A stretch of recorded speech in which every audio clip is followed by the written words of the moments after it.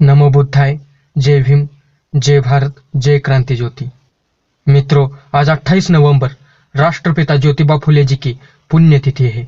आज उनके विचारों को और उनके महान कार्यों को अभिवादन कर इस वीडियो की शुरुआत करते हैं। वीडियो आखिर तक देखिए। चैनल को अभी तक सब्सक्राइब नहीं किया है तो जरूर सब्सक्राइब करें और साथ में दिए गए बेल आइकन को दबाना मत भूलें। इसी के साथ नए वाले चैनल को भी जरूर सब्सक्राइब करें, साथ में दिए गए बेल आइकन को दबाना मत भूलें। ज्वाइन बटन के जरिए चैनल के सदस्य जरूर बने, इंस्टाग्राम पर जरूर फॉलो करें। तो राष्ट्रपिता ज्योतिराव गोविंदराव फुले जी का जन्म वर्ष 1827 में 11 अप्रैल को सतारा, महाराष्ट्र में हुआ था। वे जाति से माली थे और उनके परिवार का मुख्य व्यवसाय फूलों का था। जब उनकी उम्र मात्र 9 माह थी तभी उनकी मां चल बसी। बालक ज्योतिराव ने भी काफी समय तक अपने पिता के साथ फूलों के गजरे बनाने और बेचने का काम किया। जीविका के लिए उन्होंने खेती भी की।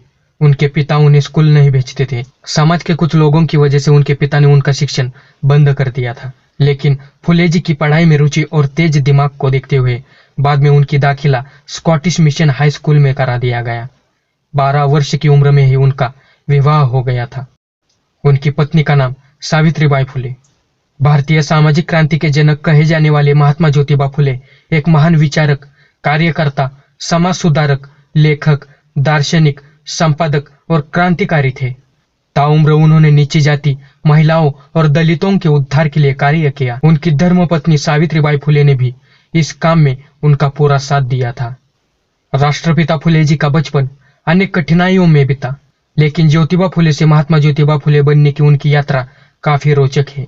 वर्ष 1848 में वह अपने एक मित्र के विवाह में शामिल होने के लिए गए थे। उनका मित्र ब्राह्मण कुल से संबंध रखता था। विवाह समारोह के दौरान दूल्हे के रिश्तेदारों ने नीची जाति होने के कारण उनका काफी अपमान किया था। इसके बाद महात्मा ज्योतिराव फुले ने जाति प्रथा को जड़ से समाप्त करने का संकल्प लिया था। उन्होंने तय किया कि इसकी शुरुआत महिलाओं के सशक्तिकरण के साथ करेंगे, क्योंकि उनकी स्थिति और भी खराब थी। उनका मानना था कि जब तक समाज में स्त्रियों और नीची जाति के लोगों का विकास नहीं होगा, तब तक जाति प्रथा जैसी कुरीति का समाधान संभव नहीं है। महात्मा ज्योतिबा ने सत्यशोधक समाज नामक संस्था का गठन किया था। समाज उत्थान के अपने मिशन में उन्होंने अपनी पत्नी सावित्रीबाई फुले को भी शामिल किया था। उनका मानना था कि समाज में बदलाव लाने के कार्य की शुरुआत घर से ही होनी चाहिए। वे स्वयं संस्था के अध्यक्ष बने और सावित्रीबाई फुले को संस्था के महिला विभाग का प्रमुख बनाया था। संस्था का मुख्य उद्देश्य शूद्रों और अतिशूद्रों को उच्च जातियों के शोषण से मुक्त करना था। इस संस्था के माध्यम से उन्होंने वेदों को ईश्वर रचित और पवित्र मानने से इंकार कर दिया। उनका तर्क था कि यदि ईश्वर एक है और उसी ने सब मनुष्यों को बनाया है, तो उसने केवल संस्कृत भाषा में ही वेदों की रचना क्यों की। उन्होंने इन्हें ब्राह्मणों द्वारा अपना स्वार्थ सिद्ध करने के लिए लिखी गई पुस्तकें कहा। उस समय ऐसा करने की हिम्मत करने वाले पहले समाज सुधारक थे। आजीवन वे आस्तिक बने रहे और मूर्ति पूजा का विरोध किया। उन्होंने चतुर्वर्णीय जाति व्यवस्था को मानने से इंकार कर दिया। सत्यशोधक संस्था ने समाज में तर्क संगत विचारों को फैलाया और शैक्षणिक और धार्मिक नेताओं के रूप में ब्राह्मण वर्गों को स्वीकार करने से इंकार कर दिया। सत्यशोधक समाज के आंदोलन में इसके मुखपत्र दीनबंधु प्रकाश ने भी महत्वपूर्ण भूमिका निभाई। महात्मा फुले जी ने पिछड़े वर्ग पर लगे अछूत के लांछन को धोने और उन्हें बराबरी का दर्जा दिलाने के लिए भी प्रयत्न किए। इसी दिशा में उन्होंने पिछड़ों को अपने घर के कुएं को प्रयोग करने की अनुमति दे दी थी। शूद्रों और महिलाओं में अंधविश्वास के कारण उत्पन्न हुई आर्थिक और सामाजिक विकलांगता को दूर करने के लिए भी उन्होंने आंदोलन चलाया था। उनका मानना था कि यदि आजादी, समानता, मानवता, आर्थिक न्याय, शोषण रहित मूल्य और भाईचारा पर आधारित सामाजिक व्यवस्था का निर्माण करना है, तो असमान और शोषक समाज को उखाड़ फेंकना होगा। महात्मा ज्योतिबा के कार्य में उनकी पत्नी ने बराबर योगदान दिया। यद्यपि वे पढ़ी लिखी नहीं थी और शादी के बाद महात्मा ज्योतिबा ने ही उन्हें पढ़ना लिखना सिखाया था। ज्योतिबा और सावित्रीबाई फुले ने 1848 में लड़कियों के लिए एक विद्यालय की स्थापना की।